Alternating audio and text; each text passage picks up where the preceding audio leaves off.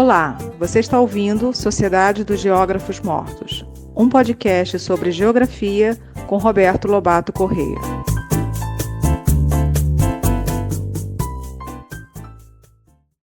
Alô, pessoal, nós vamos ter o último episódio dessa nossa quarta temporada sobre o espaço urbano.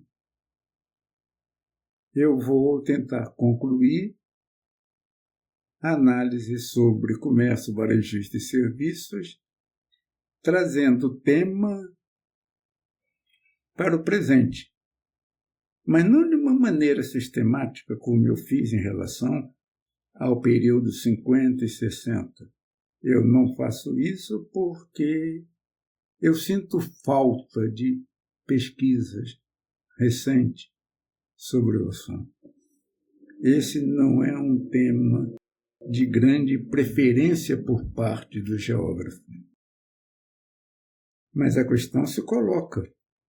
E eu vou apresentar alguns pontos a respeito das modificações havidas em relação àquela estrutura espacial descrita no episódio anterior. Eu vou insistir, no entanto, na necessidade de pesquisas empíricas, feitas cuidadosamente. Trabalhar com atividade terciária, varejo e serviço, pressupõe você trabalhar com mapas em grande escala, 1 por 5.000, 1 por 2.000, em que é possível você desenhar quarteirão por quarteirão, mesmo que você tenha várias folhas, cada um com 1 ou 2 ou 3 quarteirões apenas, e os lotes, onde se mapeará o uso comercial de cada quarteirão. Senão, nós estaremos trabalhando na superficialidade. O que aconteceu com essa estrutura? Primeiramente, 2 pontos fundamentais, relativos ao conjunto de lojas de esquina e aos centros de bairro. Entraram em decadência. Desapareceram, sobretudo, o conjunto de lojas de esquina. Em bairros novos, como na zona de expansão ao longo do eixo privilegiado São Conrado, Barra da Tijuca, Recreio dos Bandeirantes, que são áreas cuja produção do espaço se dá pós-60 e, em muitos casos, pós-80 e ainda hoje, segundo terceira década do século XXI, muitos desses bairros já nascem sem conjunto de lojas de esquina. Eles não estão presentes, nunca estiveram e provavelmente nunca estarão. Lojas de esquinas podem persistir em bairros pobres, podem persistir nas áreas de favela. Mas isso nós vamos tentar ver mais adiante. De um modo geral, desapareceram essas lojas de esquina. Os prédios que elas ocupavam foram derrubados e ali surgiram prédios de apartamentos, que pode ter uma padaria, ou um café, ou não ter nada. É claro que a partir de 1960, com a oferta crescente de automóveis produzidos no Brasil, a mobilidade dos chamados consumidores ampliou-se muito. E mais do que isso, houve mudanças na estrutura comercial que afetou negativamente esse conjunto de lojas de esquina. Talvez a mais importante influência negativa para esse conjunto de lojas de esquinas foi o aparecimento do supermercado.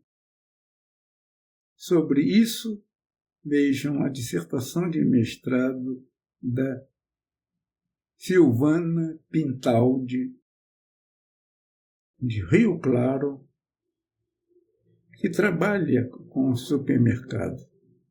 Ela foi a pioneira no Brasil. Ora, os supermercados surgiram no mundo capitalista, nos Estados Unidos, na década de 1950. A década de 1950, que era a década do apogeu e da euforia pós-Segunda Guerra Mundial dos Estados Unidos, e se foi erigido assim como epicentro do mundo, essa década viu inúmeras transformações. Nas relações interpessoais, no aparecimento do supermercado, no aparecimento do shopping center, de mudanças de lojas, agora em grandes corporações, mudança nos costumes, o fim das grandes orquestras e o aparecimento de conjuntos, o aparecimento do rock, mudança no comportamento sexual, e nesse roldão há mudanças também na estrutura espacial e organizacional do varejo de serviços. O supermercado, vejam bem, é uma grande empresa organizada em rede, onde existe uma sede e um número que se tornou cada vez maior de filiais e um processo crescente de concentração do capital que gerencia, que governa a rede de supermercado. Essencialmente, supermercados contêm, de uma maneira planejada, contém o conteúdo do armazém, do açougue, da quitanda, de alguns produtos da farmácia, da banca de jornal, produtos de higiene pessoal, higiene em geral, uma lanchonete. Então, aquele conjunto de lojas isoladas em torno de uma esquina está presente no supermercado, que é muito mais do que isso, pela escala e variedade de produtos e alguns serviços crescentes que ele impõe. Então, houve uma metamorfose estrutural e espacial do conjunto de lojas de esquina, lojas isoladas, cada uma pertencente ao seu Antônio, seu José, seu Joaquim, seu Manuel, seu Pedro, para uma rede de supermercados onde preside de forma absoluta a impessoalidade. Se você, no tempo da loja de esquina, podia negociar com o senhor Manuel uma diminuição do preço total, menos 5%, quem sabe menos 10%, ou ele generosamente colocava um pouquinho mais de feijão ou de arroz no saco em que você comprava o produto, agora você compra produtos já embalados, prontos para serem levados para casa. E você paga a um caixa com quem você não negocia preço. O preço está exposto junto ao produto. Se você quer e pode, você leva o produto. Se não, não leva. Chega, oferece ao caixa, ele digita tudo e te cobra. No supermercado você entra mudo e sai calado. E isso sob a vigilância de atentos seguranças, muitos dos quais cheios de preconceito racial e social, que controlam, entre aspas, a qualidade do consumidor que frequenta a loja supermercado. Enormes, cada vez maiores. E isso tem outra importância, que é a perda de uma pequena, muito pequena às vezes, elite de bairro, que desaparece porque o supermercado não é mais uma instituição de um único empresário, mas, via de regra, nós frequentamos uma filial de uma enorme cadeia de supermercados controlados pelo capital nacional e cada vez mais pelo capital estrangeiro. Veja-se, por exemplo, o grupo Carrefour, o grupo Casino, o grupo Presunic e outros grupos internacionais que controlam a distribuição ao consumidor final de bens essenciais, sujeitos a uma pequena substituição, porque eles são imprescindíveis, e esta impossibilidade de negociação. Então, nós passamos de uma estrutura pulverizada de pequenas lojas independentes, com relações marcadas pela pessoalidade, para um gigantesco monstro com vários braços, onde domina a impessoalidade e preços em relação aos quais você não tem nenhuma possibilidade de negociação.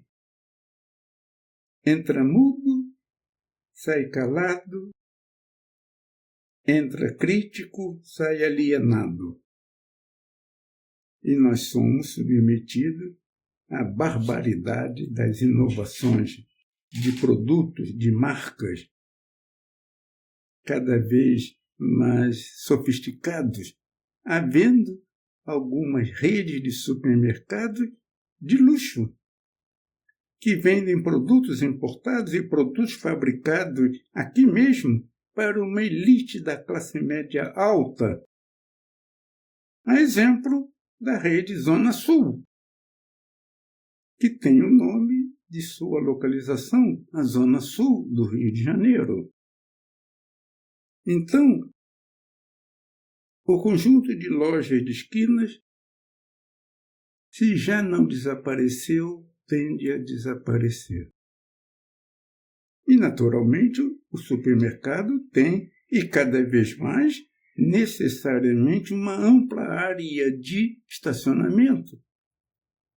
Não apenas para a compra do mês, em grande quantidade, como porque também os consumidores advêm de lugares distantes ou relativamente distantes. E aquele núcleo da sociabilidade urbana do conjunto de lojas de esquinas desaparece. O centro de bairro também sofre um impacto brutal, porque as unidades de varejo e serviço não tinham economias de escala suficiente para suportar a competição das lojas pertencentes às cadeias de lojas sediadas no centro da cidade ou em São Paulo ou no exterior, entrando no Brasil através de um nome fantasia. Os centros de bairro também, que eram relativamente ubíquos, ocorriam por toda parte, tendem a desaparecer ou tendem a ser minimizados. Porque agora é possível, com o aumento das linhas de ônibus e o aumento do automóvel, se dirigir aos centros regionais intra-urbanos, que cresceram, mas nem todos, dependendo da qualidade, entre aspas, do mercado a que esses centros servem. Mas esses centros regionais intra-urbanos tornaram-se, em grande parte, foco principal de filiais de lojas localizadas externamente. Cadeias de lojas de roupas, de calçados, de eletrodomésticos. Os cinemas desapareceram. E isto é um tema de estudo que poderia ter como título Ascensão e Queda dos Centros Regionais Intra-urbanos. Pelo menos, analisar as suas transformações e o que causa essa minimização dos centros regionais intra-urbanos. Os centros de bairro tornam-se áreas residenciais mais ou menos valorizadas, cada vez mais com prédios de apartamento. Os centros regionais lutam, sobrevivem. O que é hoje o Meier, e Madureira, e Campo Grande, e Copacabana, e a Tijuca, e Laranjeiras, Largo do Machado.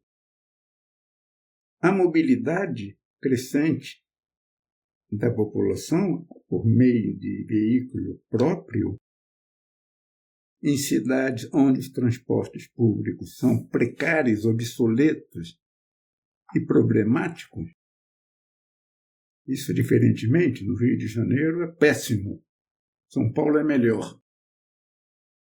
Tudo isso focaliza para a grande transformação que emerge por volta de 1955 nos Estados Unidos. Salvo engano, chega ao Brasil no começo dos anos 70 e, na terceira década do século XXI, ocupa toda a cidade. É o shopping center. Sobre esse assunto, vale a pena ler o livro da Silvana Pintaldi e do Heitor Frugoli sobre o shopping center. E os trabalhos que foram feitos posteriormente, veja a linha de pesquisa do William Ribeiro da Silva sobre shopping center no Rio de Janeiro e, em breve, no Brasil. O que é o shopping center? Os centros regionais intra-urbanos eram locais onde, espontaneamente, por força da concentração em lugares de alta acessibilidade, havia a formação de economias de aglomeração. O centro regional intra-urbano é uma manifestação espacial das economias de aglomeração. Essa ideia das vantagens locacionais de unidades espacialmente concentradas, economias de aglomeração, foi apropriada, foi sequestrada por empresários que passaram a gozar das vantagens dessas economias de aglomeração, construindo unidades onde elas, economias de aglomeração, estão presentes. Nasce o shopping center, que, em tese, é uma reprodução ampliada das economias de aglomeração surgidas com a formação de centros regionais intra-urbanos. E aí, o grande capital entra em cena, construindo shopping center, planejando-os, administrando e obtendo uma larga margem de lucro. E esse capital vem de onde?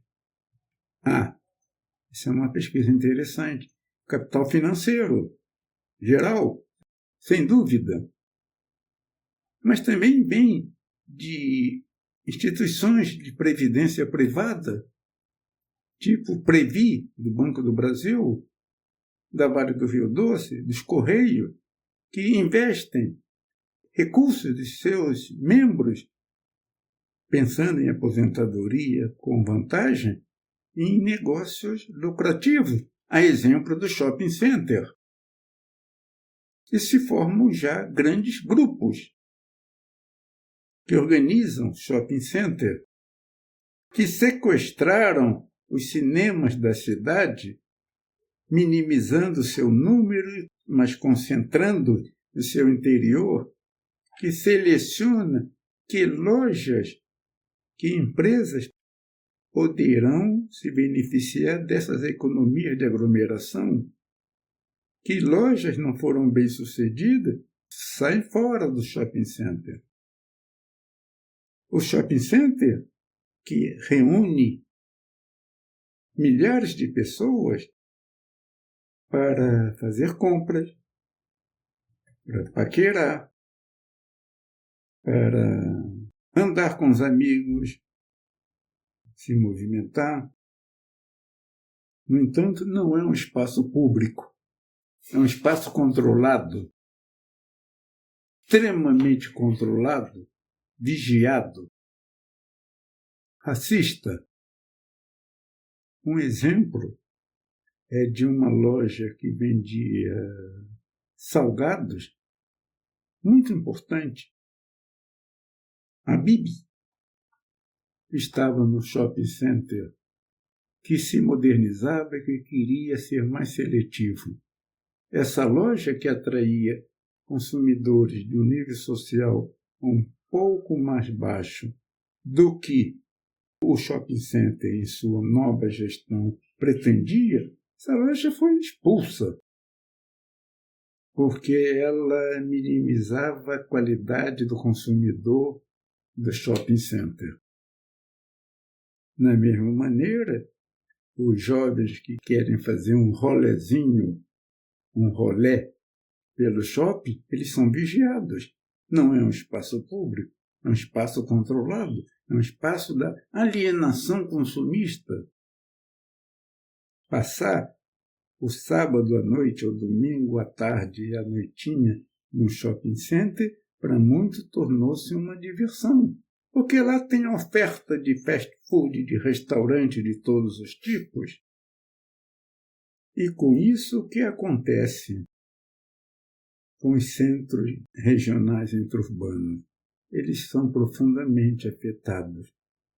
Com isso, a ubiquidade das unidades de varejo e serviços que caracterizava a cidade nos anos 50 e 60 é profundamente alterada. Isso contribui muito para a decadência do núcleo central de negócio.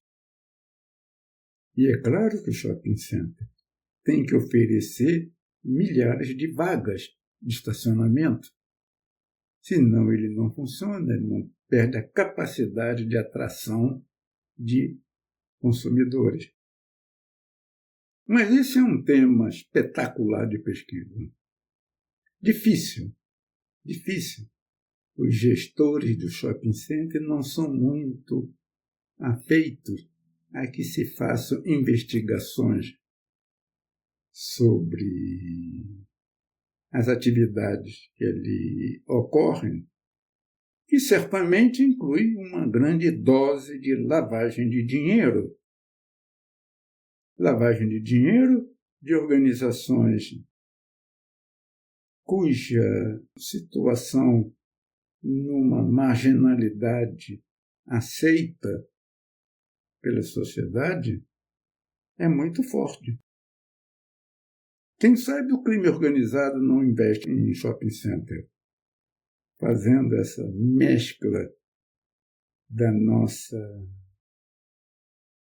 triste sociedade, mas ele está presente na Organização Espacial. Eu não poderia deixar de falar do circuito inferior nas atividades terciárias no varejo e serviço.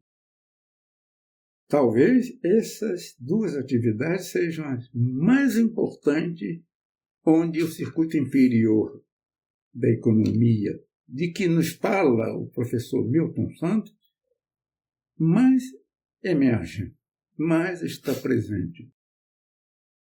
O circuito inferior da economia absorve aqueles que o sistema capitalista colocou à margem, num passado recente, e mais aqueles que recentemente já nascem marginalizados. Os camelódromos existentes por toda a cidade, sobretudo em ruas que eram vias de tráfego e que perderam esta função de centro secundário de comércio e serviço, mas que se tornaram, ao mesmo tempo, em foco do comércio de varejo e serviços na informalidade, como também, e mais recentemente, e de forma cada vez mais impressionante, mais numerosa, lugar de residência daqueles que moram na rua. Em muitos pontos desses moradores de rua estão aqueles viciados quimicamente, dependentes, consumo de drogas, inclusive o crack. E espero que não se incorpore a esse consumo o uso de cigarros eletrônicos. Há muita coisa a se fazer, muita coisa. E na favela, o que é o comércio da favela? A birosca, a lojinha que faz parte da residência, mas que tem um cômodo com uma porta aberta para o exterior, onde se vende um pouco de tudo. Com sistema de crédito informal, qual é a estrutura comercial de Paraisópolis? Ou do Complexo do Alemão? Ou da Rocinha? Ou do Complexo do Chapadão? São temas a merecerem muitos e muitos estudos.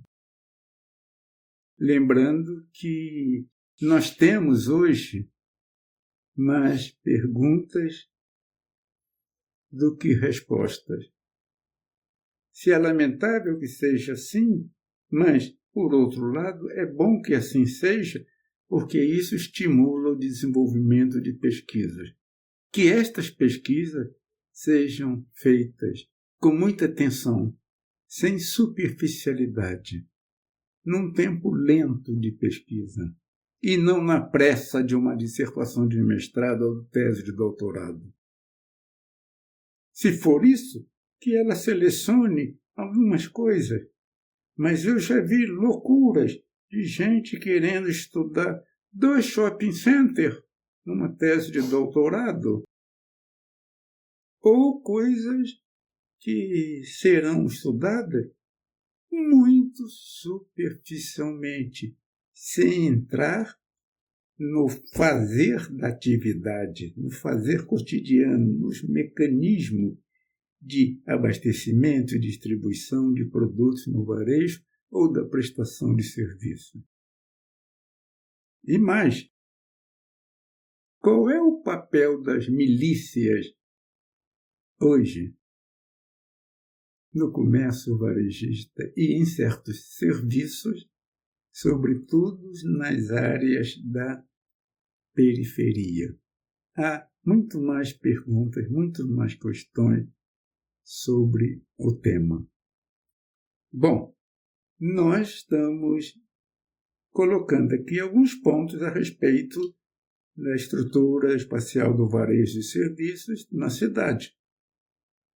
Muita coisa foi dita, mas eu creio que falta muito mais. Eu não me cobro o que eu não sei. O que eu não sei apenas me estimula para estudar ou para orientar os meus alunos. Eu sempre não saberei tudo.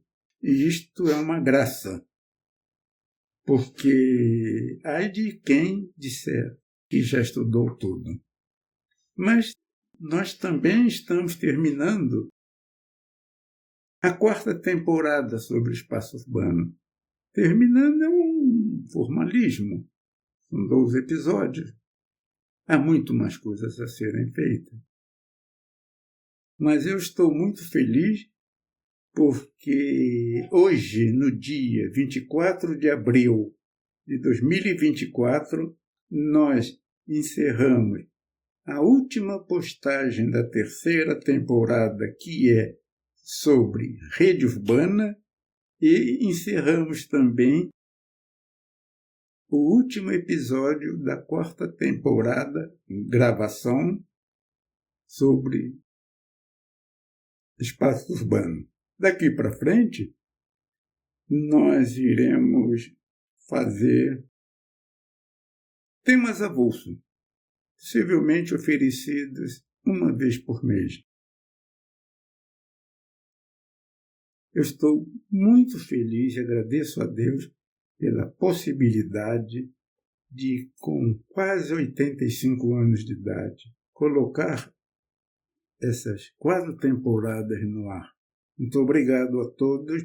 Eu vou passar a palavra a essa pessoa maravilhosa que me acompanha já há alguns anos, desde o tempo em que eu dava aulas online, durante a pandemia e durante esses 4 episódios. Ainda vamos continuar juntos, trabalhando, que é o caro, querido amigo Rafael Lia. Olá pessoal, meu nome é Rafael Lia, eu sou geógrafo e sou produtor do podcast Sociedade de Geógrafos Mortos. Eu queria usar esse espaço para agradecer a todos os ouvintes do podcast que nos acompanham desde a primeira temporada e também aos que nos conhecerão no caminho um pouco mais para frente. Mas eu queria realmente agradecer, nesse momento, ao professor Alberto Lobato Correia pelo privilégio de poder ter ouvido tanto as aulas dele sendo online e essas 4 temporadas tão cativantes e com tantos ensinamentos desse podcast. Além de aprender sobre geografia, eu aprendo muito com ele sobre a vida, e é realmente uma honra poder tê-lo conhecido pessoalmente, ter aproveitado esses tantos anos já ao lado dele e os que virão ainda. Ele é um ícone da geografia brasileira e mundial, e todos têm muito a aprender com as suas falas. Obrigado a todos. Não terminou ainda não. Como diria o Zagalo, vocês vão ter que me aturar. Bom, então, em agosto, setembro e outubro, a 4ª temporada será postada. Depois, em março, abril, maio e junho do ano que vem, um conjunto de temas avulsos, um por mês, será apresentado. Depois, só Deus sabe. Um grande abraço para vocês todos e obrigado pela atenção.